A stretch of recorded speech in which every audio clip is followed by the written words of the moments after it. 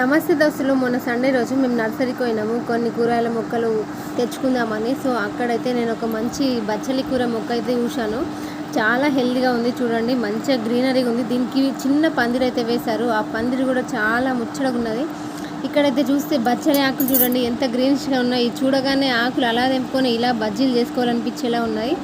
So ఇక్కడ పందిరి అయితే చాలా చిన్నగా వేశారు, కనీసం ఒక 6 అడుగుల ఎత్తు కూడా లేవు, ఒక 3 అడుగుల ఎత్తు వరకు అయితే ఉన్నాయనుకుంటా. 4 కర్రలు అలా నిల్చోబెట్టేసి మళ్ళీ వాటికి సైడ్ల చుట్టూగా కూడా నాలుగు కర్రలు అయితే కట్టేసి పైన అయితే ఇంకొక 2-3 కర్రలు అయితే వేశారు. దానికైతే ఇక్కడ బచ్చలి కూర మొక్క చాలా చక్కగా అయితే పారింది. అసలు చూస్తే చూడండి ఎంత హెల్దీగా ఉంది. అక్కడైతే ఎరువులు అలాంటివి ఏం లేవు, కేవలం యూరియా కూడా కాదు.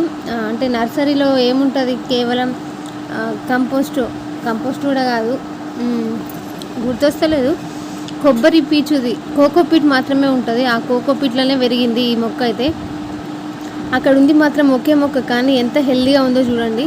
నాకైతే చాలా నచ్చింది ఈ బచ్చలి కూర మొక్క. చూడగానే ఆకులు అలా తెంపుకొని తినాలనిపించింది.